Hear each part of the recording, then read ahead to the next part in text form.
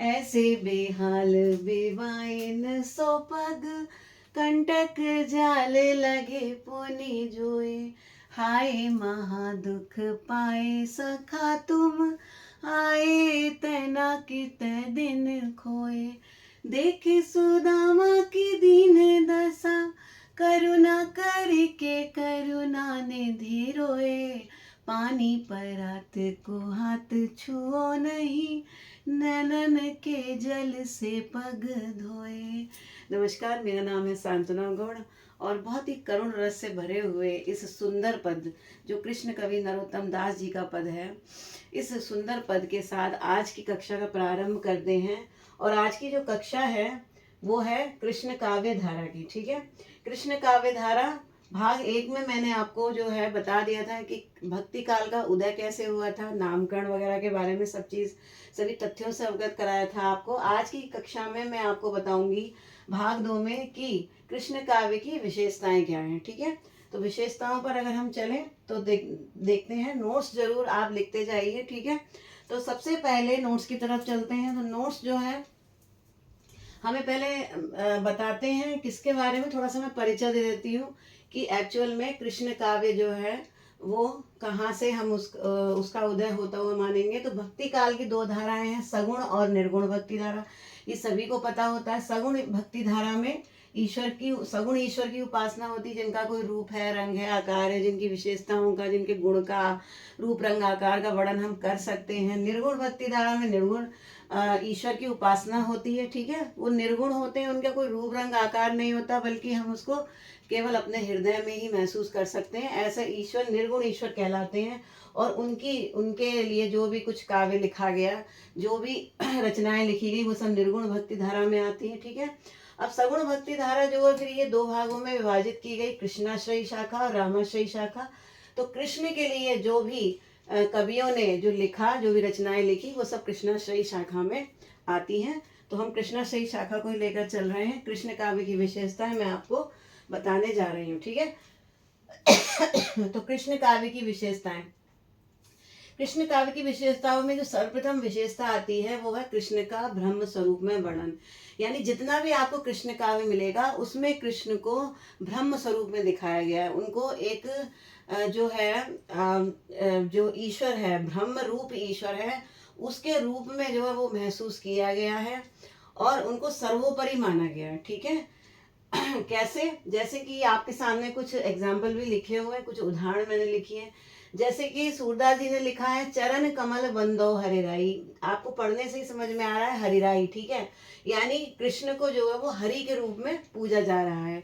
हरि कहा गया है, विष्णु भगवान का स्वरूप, ब्रह्म स्वरूप उनको माना गया है। ठीक है, इसी तरीके से और भी कई आपको उदाहरण देखने को मिलेंगे। इसमें से 2 मैंने लिखे हुए सूरदास जी के। प्रभु जी मेरे अवगुण चित्त ना धरो, यानी वो प्रभु से कह रहे हैं कि मेरे जो अवगुण हैं उनको अपने चित्त में मत धरिए। पूरा मैंने नहीं लिखा है, मैं थोड़ा और बता देती हूँ आपको। प्रभु जी मेरे अवगुण चित्त ना धरो, समदर्शी है नाम तिहारो, चाहो तो पार करो। ठीक है, कि आप जो है समदर्शी हैं, आप सभी को एक ही नज़र से देखने वाले हैं, तो आप मेरी पार लगाइए। प्रभु जी मेरे अवगुणों को चित्त से मत रखिए। तो इस तरीके से सूरदास ने जो है प्रभु जी कह करके, ब्रह्म स्वरूप उनको मान करके जो है कृष्ण का ब्रह्म रूप में वर्णन किया है। और भी बहुत सारे उदाहरण आपको आगे मिलेंगे जिसमें कृष्ण का ब्रह्म स्वरूप में जो है वर्णन किया गया है। तो बहुत ही मतलब बहुत ही इम्पोर्टेंट ये विशेषता है। ठीक है, उसके बाद दूसरी है बाल लीला वर्णन। ठीक है, देखिए जितना कृष्ण काव्य में वात्सल्य रूप का वर्णन है उतना किसी भी काव्य में नहीं मिलता। जैसा कि आपको पता ही होगा कि सूरदास जो है वो वात्सल्य रस के सम्राट माने जाते हैं। कृष्ण काव्य में वात्सल्य रस और श्रृंगार रस, 2 रस सबसे सर्वाधिक मिलते हैं। वैसे सभी रस हैं इसके अंदर, लेकिन सर्वाधिक मिलने वाले जो रस हैं वो है वात्सल्य रस और श्रृंगार रस। ठीक है, तो बासल रस में जैसे कि मैं उदाहरण बताती हूँ, बासल का मतलब होता है बाल लीलाएं, बाल लीलाएं। ठीक है, तो कृष्ण की जो बाल लीलाएं हैं उनका वर्णन जो है वो किया गया। किस तरह से किया गया मैं बताती हूँ आपको। जैसे कि सूरदास जी के पदों में मैया मैं तो चंद्र खिलौना लय हूँ, यानी वो उनका बचपन दिखाया गया है कृष्ण काव्य के अंतर्गत। तो कृष्ण जी जो है अपनी मैया से कह रहे हैं, यशोदा मैया से, कि मैं तो ये चंद्रमा रूपी खिलौना ही लूंगा, है ना। चंद्रमा की तरफ ऐसे उंगली करते हुए कह रहे हैं कि मुझे तो ये चंद्रमा ही खिलौना चाहिए, ठीक है। तो जैसे बच्चे जिद करते हैं, तो उस तरीके की जो बाल लीलाएं हैं उसका वर्णन किया गया है। बहुत सारे आते हैं इस तरह के, मैया मोरी कबहू बढ़ेगी चोटी, ठीक है। वो कह रहे हैं कि मैया मेरी जो चोटी है वो ये चाहते हैं, जैसे बच्चे होते हैं ना छोटे छोटे, वो किसी प्रकार की ऐसी जो है मांग आगे रख देते हैं जो एकदम से नहीं हो सकती। तो वो कह रहे हैं कि मेरी चोटी जो है वो एकदम से बढ़ जाए, तो मैया को मना रहे हैं। तो मैया मेरी कबहू बढ़ेगी चोटी, कितनी सुंदर बाल लीलाओं का वर्णन जो है वो कृष्ण काव्य में सूरदास जी ने किया है। इसके अलावा और भी है कि मोसो कहत मोल को लीनो, ये आपने बहुत सुना होगा कि मैया मोरी मैं नहीं माखन खायो, कि मैया मैंने माखन नहीं खाया। आपको पता ही है कृष्ण भगवान जो माखन की चोरी करते थे, और जब वो पकड़ जाते थे, जब मैया उन्हें डांटती थी, तो वो किसी ना किसी तरह से अपनी मैया को मना लिया करते थे कि मैया मोरी मैं नहीं माखन खायो, मोसो कहत मोल को लीनो तू जसुमत कब जायो। मतलब मेरे पीछे जो है ये सारे ग्वाल वाल पड़े हुए हैं, है ना। तो मैं बता देती हूँ इस पद को भी। कहते हैं कि मोसो कहत मोल को लीनो, यानी ये जो ग्वाल हैं वो मुझसे ये कहते हैं कि तुमने तो मुझे मोल का लेना है, और आप मतलब यशोदा मैया ने मुझे पैदा नहीं किया। इस तरह की ये जो ग्वाल वाल है वो मुझसे बात करते हैं और बता रहे हैं, किसी भी तरह से मना रहे हैं अपनी मैया को। चार पहर बंसी वट भट को सांझ परे घर आयो, और मैं तो चार पहर जो बंसी वट में भटकता रहता हूँ, गैयों को चराता रहता हूँ, और शाम को अपने घर आता हूँ, तो मैं कहाँ से ये माखन वाखन चुराऊंगा, है ना। तो इस तरह से वो वर्णन कर रहे हैं। जिस तरह से बच्चे होते हैं अपनी जो मतलब छोटी छोटी शरारतें होते हैं उनको छुपाते हैं, और अपनी माँ को कैसे किसी न किसी तरह से मना ही लेते हैं। तो वही जो है बाल लीलाओं का वर्णन जो है वो किया है। मैया मोरी दाऊ बहुत खिजाए, अपने दाऊ के बारे में, अपने बड़े भाई के बारे में कह रहे हैं कि मुझे जो है दाऊ बहुत चिढ़ाते हैं, है ना। बहुत सारी आपको बाल लीलाओं के इस तरह के पद जो है वो मिल जाएंगे। मैं तो यहाँ सिर्फ एक दो ही लिखे हैं, तो बहुत सारे ऐसे पद आपको मिलेंगे, ठीक है। उसके बाद आता है श्रृंगार रस का वर्णन। जैसा कि मैंने आपको बताया कि दो ही रस हैं, श्रृंगार रस और वात्सल रस, जिसका वर्णन जो है वो कृष्ण काव्य में सबसे अधिक किया गया है, ठीक है। तो चलते हैं, जैसे श्रृंगार रस का वर्णन कैसे किया गया है, राधा का, कृष्ण का, गोपियों का, ठीक है, सबका बहुत ही श्रृंगार, बहुत ही सुंदर वर्णन किया गया। जैसे यहाँ पर राधा का वर्णन मैंने यहाँ पर दिया हुआ है, एक जो दोहा है ये सूरदास जी का, काम कमान समान भौ दो, चंचल नैन सरोज, अति गंजन अंजन रेखा के वर्षत बान मनोज। कि मतलब राधा के जो नैन हैं, जो उनके नेत्र हैं, उनका वर्णन किया जा रहा है कि काम कमान समान, यानी काम जैसी कमान के समान जो है। कमान तो आप जानते हैं ना, जिससे तीर छोड़ते हैं उसको कमान कहते हैं। तो जो राधा हैं उनके जो नैन हैं, उनके जो नेत्र हैं वो इतने सुंदर हैं, ऐसा लगता है जैसे वो काम के बाण चला रहे हो, काम की कमान थामे हुए हो, और दो चंचल नैन हैं उनके, ठीक है, अति गंजन अंजन रेखा के। और जो उनकी अंजन रेखा है, अंजन किसको कहते हैं, काजल को, ठीक है। तो काजल रेखा जो है वो इस तरह की लग रही है, बरसत वान मनोज, ठीक है। मनोज किसको कहते हैं, कामदेव को, ठीक है। और बाण का मतलब हुआ बाण, ऐसा लग रहा है जैसे कामदेव अपने बाण छोड़ रहे हो। उनकी आंखें, मतलब उनकी जो अंजन रेखा को देख करके इस तरह का महसूस कर रहे हैं कवि और लिख रहे हैं, ठीक है। सूरदास जी ने इतना सुंदर वर्णन किया है कि उनकी अंजन रेखा जो है वो कामदेव के बाणों के समान है, ठीक है, काजल रेखा जो है उनकी। तो इस तरह से कई जगह जो है वो श्रृंगार रस का वर्णन किया गया है।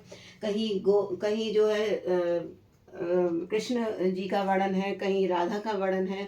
तो श्रृंगार वर्णन जो बहुत ही सुंदर तरीके से किया गया है कृष्ण काव्य में। उसके बाद फिर आता है कि श्रृंगार रस, श्रृंगार वर्णन, ये तो है सिर्फ श्रृंगार वर्णन, ठीक है, कि जो भी वो श्रृंगार कर रहे हैं उसका वर्णन किया गया है। लेकिन अगर रस की बात की जाए तो श्रृंगार रस की प्रधानता है, मैंने आपको बता ही रखा है श्रृंगार रस जैसे संयोग श्रृंगार वियोग श्रृंगार दोनों की प्रधानता जो वो भरपूर है कृष्ण काव्य में। जैसे कि लिखा है संयोग श्रृंगार को अगर जैसे ये बैजू बावरा ने लिखा कि मुरली बजाए रिझाए लई मुख मोहन ते, गोपी रीझ रही रस तानत सो सुध बुध सब विसराई। बैजू बावरा जी ने लिखा है कि मुरली बजाए यानी उनकी मुरली जब बजती है तो वो ऐसे रिझा लेती है, ठीक है, और सबको रिझा लेती है। लई मुख मोहन थे, ठीक है, और मोहन का जो मुख है और उनकी मुरली है वो सबको रिझा लेती है। और इसके अलावा क्या है कि गोपी जो है उनके जो मुरली की धुन है उससे इतना रीझ जाती हैं कि अपनी सुध बुध सब बिसरा देती हैं, है ना। तो ये एक वर्णन है श्रृंगार रस का। तो श्रृंगार में संयोग श्रृंगार का ये जो है मैंने आपको एक पद जो है वो बताया, ठीक है। तो इस तरह से बहुत जगह पर ये वर्णन मिलेगा आपको, ठीक है। इसी प्रकार से अगर हम वियोग श्रृंगार की बात करें तो उदो मन न भये 10-20, एक हतो सो गयो श्याम संग, को आराधे ईस, ठीक है। कि उद्धव से कह रही हैं गोपियाँ कि उदो हमारे कोई 10-20 मन नहीं है, जो एक ही मन था वो भी हमारे कृष्ण के साथ चला गया, है ना। जब वो छोड़कर चले गए थे गोकुल को, मतलब वृंदावन को छोड़कर चले गए थे, तब जो है उस समय का वर्णन किया गया है। तो गोपियाँ इतनी ज़्यादा विरह में जो है वो विरह वेदना उनके अंदर इतनी ज़्यादा थी कि वो उदो जो है वो भक्ति का संदेश लेकर के आते हैं। तो वो उदो को ही समझाती हैं कि हमारे कोई 2-4 मन नहीं है, मतलब 10-20 मन नहीं है, कि एक ही मन था, वो कृष्ण के साथ चला गया। एक हतो सो गयो श्याम संग, को आराधे ईश, यानी एक था वो तो चला गया, तो हम कौन से ईश्वर की उपासना करें, है ना। तो इस तरह से अपने वियोग का वर्णन और भी है। बिनु गोपाल बैरो ने भई कुंज, ठीक है, बहुत सारे। तब ये लगते अति शीतल, अब भई विषम ग्वाल की, विषम जो है विषम भाल की पुंज, ठीक है। तो इस तरह से अभी मैं और भी बताऊंगी आपको। तो ये जो है वियोग श्रृंगार, ठीक है। तो वियोग श्रृंगार के अंतर्गत बहुत ही, जैसे कि अगर सूर सागर आप पढ़ोगे तो इसमें इतना जो है वियोग के बारे में इतना ज़्यादा बताया गया है कि बिल्कुल इतना मार्मिक वर्णन किया गया है कि सुनने वाला जो है वो एकदम आंखों में आंसू लेकर आ जाता है, आंखों में आंसू आ जाते हैं। वात्सल रस, श्रृंगार रस हो, ठीक है, वियोग का वर्णन, हर चीज़ जो है इतनी सुंदर तरीके से इसमें दे रखी है कृष्ण काव्य में, ठीक है। बाकी फिर आगे चलते हैं। अगर प्रेम लक्षणा भक्ति की बात की जाए, 5वीं जो विशेषता है वो है प्रेम लक्षणा भक्ति। प्रेम लक्षणा भक्ति मतलब प्रेम का लक्षण जो है वो दिखाया गया है जगह जगह पर काव्य में, ठीक है। अब प्रेम लक्षणा भक्ति जो है वो 2 प्रकार से होती है, माधुर्य भाव या रति भाव इसके अंदर होता है, ठीक है। माधुर्य यानी मधुरता, और रति भाव मतलब एक आकर्षण, ठीक है। तो रति भाव जो है वो 3 प्रकार का इसमें दिखाया गया है, काव्य में लिखा गया है। जैसे कि एक होती है दाम्पत्य रति, एक होती है वात्सल्य रति, और एक होती है भगवत विषयक रति, ठीक है। एक कौन सी होती है, एक होती है दाम्पत्य रति, एक होती है वात्सल्य, और एक होती है भगवत विषयक, ठीक है। तो तीनों ही रतियों का वर्णन किया गया। जैसे दाम्पत्य रति की अगर बात की जाए कि जो नायिका है वो अपने नायक को अपने पति के रूप में स्वीकार कर रही है। जैसे कि मीराबाई ने पद लिखा, मेरो तो गिरधर गोपाल दूसरो न कोई, जाके सर पर मोर मुकुट है, मेरो पति है सोए, ठीक है। तो यहाँ पर एक दाम्पत्य की भावना जो है उसका समावेश किया गया है। तो ये दाम्पत्य रति जो है वो कहीं ना कहीं यहाँ पर जो है वो दर्शाई जा रही है, ठीक है। फिर उसके बाद आता है वात्सल्य रति, ठीक है। वात्सल्य रति तो जगह जगह है, पूरा भंडार ही है। सूरदास तो वात्सल्य रस के सम्राट थे ही। तो जैसे कि सूरदास ने भी लिखा और रसखान ने भी बहुत अच्छा लिखा है वात्सल्य रस के बारे में। जैसे उन्होंने लिखा कि काग के हाथ बड़े सजनी, हरि हाथ से ले गयो माखन रोटी। कौवे के जो भाग्य हैं वो इतने बड़े हैं कि वो माखन रोटी जो है वो छीन के ले गया। भगवान कृष्ण के हाथ से बाल लीलाओं का वर्णन किया गया, इतना सुंदर वर्णन रसखान ने किया। तो ये जो है इसमें एक आकर्षण है, तो इसको हम क्या बोलेंगे, वात्सल्य रति। तो ये भी जो है वो सूरदास के और रसखान के सवैयों में बहुत अधिक मिलता है, सूरदास के पदों में बहुत अधिक मिलता है। उसके बाद फिर आता है भगवत विषयक रति, यानी भगवान की तरफ एक आकर्षण होना, ठीक है। तो जैसे कि सूरदास जी ने लिखा, हम भक्तन के भक्त हमारे, सुन अर्जुन प्रतिज्ञा मेरी, यह व्रत टरत न टारे। यानी सूरदास जी क्या कह रहे हैं कि कि जो है कृष्ण के बारे में बोल रहे हैं कि हम कृष्ण भगवान के भक्त हैं। अर्जुन जी से कह रहे हैं कि अर्जुन अब प्रतिज्ञा मेरी ये सुन लो कि हमने ये व्रत बिल्कुल अच्छे से व्रत ले लिया है कि हम भक्तों के हैं और भक्त हमारे हैं, हम भगवान कृष्ण के भक्त हैं, और ये व्रत जो है हम कभी भी टालेंगे नहीं। ये व्रत हमने आजीवन जो है वो रख लिया है, भगवान कृष्ण के हम भक्त हैं और आजीवन ही रहेंगे। तो यहाँ पर कहीं ना कहीं एक भगवान के प्रति जो एक श्रद्धा की भावना है वो उजागर हो रही है इस पद में। तो ये भगवत विषयक रति कहलाती है, ठीक है। इसको क्या बोलते हैं, भगवत विषयक रति। तो इस तरह से रति और माधुर्य के रूप में प्रेम लक्षणा भक्ति को बहुत सुंदर रूप से प्रदर्शित किया गया है। उसके बाद जो अगला आता है वो है माधुर्य भाव, ठीक है।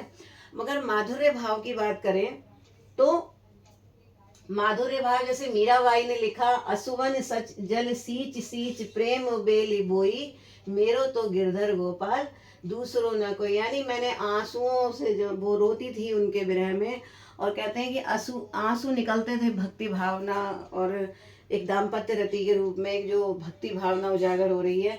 तो असुवन जल सींच सींच, यानी मैंने आंसुओं का जल से अपने प्रेम की जो बेल है उसको बोया है, और मेरे तो गिरधर गोपाल हैं और दूसरा कोई भी नहीं है, ठीक है। तो इस तरीके से ये माधुर्य भाव प्रदर्शित हो रहा है मीराबाई की तरफ से, उन्होंने उनके पद में, ठीक है। तो ये सब जो है वो क्या है, प्रेम लक्षणा भक्ति के अंतर्गत आता है। फिर आता है प्रकृति चित्रण। प्रकृति चित्रण में अगर देखा जाए तो इतना सुंदर वर्णन जो है वो कृष्ण काव्य में मिलता है कि अगर विरह का वर्णन किया गया है तो प्रकृति को शामिल किया गया है, अगर संयोग का वर्णन किया गया है तो प्रकृति को शामिल किया गया है कि बरसात हो रही है, बादल गहरा रहे हैं, ठीक है। और अगर उनका संयोग दिखाया गया है तो सभी फूल पत्ती लताओं को एकदम खिलता हुआ, एकदम हरियाली जो है उसमें दिखाई गई है, बाग बगीचों का वर्णन किया गया है। लेकिन अगर विरह की बात करें तो मतलब एक व्यर्थता दिखाई गई है, कि मतलब ऐसा लगता है कि क्यों फूल जो है वो खिल रहे हैं, क्यों भौरे जो है वो गुंजार कर रहे हैं। हर प्रकृति में जो कुछ भी हो रहा है, हर किसी चीज़ की एक व्यर्थता, प्रकृति में के जो भी क्रियाकलाप चल रहे हैं उनकी व्यर्थता दिखाई गई है विरह के अंतर्गत, ठीक है। तो कोई भी श्रृंगार हो, चाहे वियोग श्रृंगार हो, संयोग श्रृंगार हो, हर किसी में प्रकृति चित्रण को अत्यधिक शामिल किया गया है। जैसे कि मैंने अभी आपको बताया था, तब ये लता लगत अति शीतल, अब भई विषम ज्वाल की पुंज, ठीक है। मतलब क्या था, बिन गोपाल बैरिन भई कुंजे।